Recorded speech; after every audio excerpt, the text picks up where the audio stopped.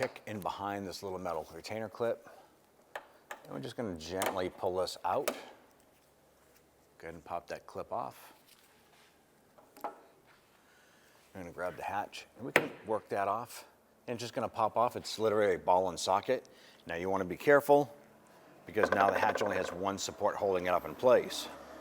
So you can use an assistant, you can use a piece of wood or whatever to hold it up. Now we'll go ahead and repeat the same process for down below here.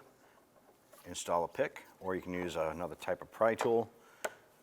Gently pry this out, and then go ahead and separate and release the retaining clip. Now we did clean up the pivot ball here. We did put a little dab of grease on there. It's not necessary, but we like to do that. You're going to line up the end here.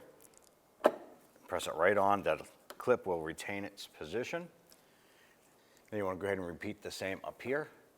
Lift up the hatch, line it up, press it right on, and the clip will lock into place.